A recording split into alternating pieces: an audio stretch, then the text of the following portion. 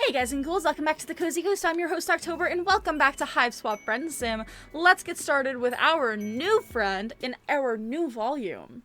We are on volume 9 of Gazes Cool and Tempers Hot. We are officially almost halfway through. Whoop whoop. Part of you has always been taken with the idea of purchasing a one-way train ticket to anywhere and boarding without looking back. Or in your current case, stowing away without looking back. Details. The idea had always seemed so idyllic. No strings, no obligations, just you and your journey, the wind in your hair, and the taste of freedom on your lips. Your little daydream didn't exactly involve careening across a perilous extraterrestrial landscape, but you've always liked to think of yourself as the kind of person who's open to new experiences, not to mention new friends. In practice, though, this tastes less like freedom and more like noxious muck, which is what you're currently surrounded by. Ugh. It's not unlike the slime that was in Scylla's Recupercoon, except that slime was weirdly soothing, and this is prickly and burny and uncomfortable.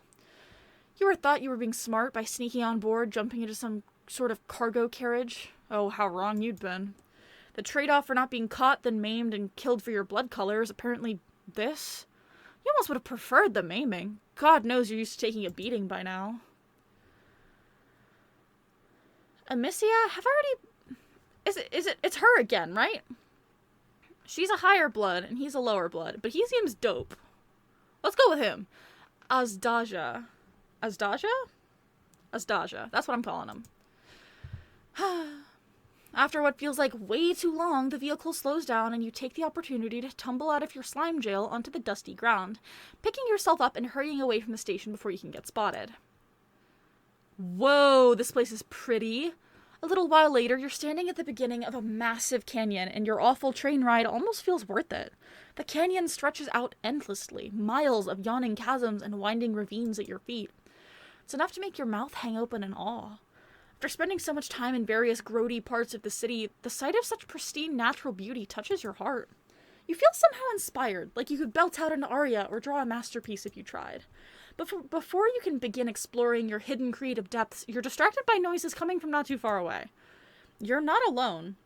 You know what this means. A chance to get yourself more of that sweet, sweet friendship. After so many successful companionship adventures, you're thirsty for more. You pick up your jaw and go investigate. The sound leads you towards a trail along the side of the canyon, which in turn leads you down to a roomy platform not that much lower than where you started. There's a series of sharp outcrops jutting out of the plateau, and perched atop the highest one is a figure dramatically framed against the moonlight. At first you think he's peering moodily into the distance, but you realize he's looking through some kind of contraption on his face. Recording coordinates. You look around, there doesn't seem to be anyone else here. So what you heard was this fellow muttering to himself, you guess? I see. He's so wrapped up in whatever it is that he's doing that he hasn't noticed you yet. This guy's gotta be hankering after some company, being all by his lonesome out here in the middle of nowhere. You are sure of it. If I climb up and surprise him, he's gonna fall off the building, isn't he? Let's climb up and surprise him. Eagerly, you clamber up the side of the rock. Wow, this drop is pretty intense, but it's nothing you can't handle without plenty of determination and frantic scrambling. This does sound like something that would be an Undertale. Toby Fox, are you here? You finally made it to the top, and you're ready to haul yourself up so you can stand, fully ready to introduce yourself and let this guy have it with the geniality. Really show him how amicable you can be. Before you can do that, however, though, he whirls around, a trench coat and long hair whipping in a wide arc. All your clumsy scrabbling at the rock face must have clued him into your presence. Do you really think you could sneak up on me? His eyes flash. Literally, they flicker from blue to turquoise and back again in quick succession. You don't notice the pure white energy crackling on his fingertips until you're already in the air. When Kupram lifted you up, it was like getting yanked up by the scruff of your shirt. This is smoother somehow, like you just stepped into a strong breeze. Doesn't really change the outcome, though. You eye the ground below you nervously. Think again. Wait! You weren't engaging in any sneaking around, honest. Or, well, you were, but you didn't mean anything malicious by it. You were just after some quality hangouts. Unfortunately for you, he doesn't seem very moved by your heartfelt entreaty. A likely story. You were looking to gank my data to get a frond up on the game. Don't try to deny it. You don't know anything about any game, but before you can explain further, you're unceremoniously released.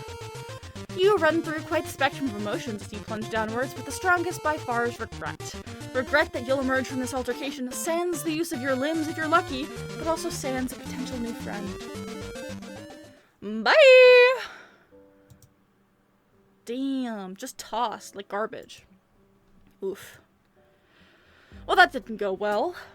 But it's also kind of a funny way to start this little section. So I'm gonna end this episode here, because I think it's funny. Yeah, I think it's fun, so I'm gonna do that. So, thank you so much for watching. I hope you have a wonderful rest of your day. Bye!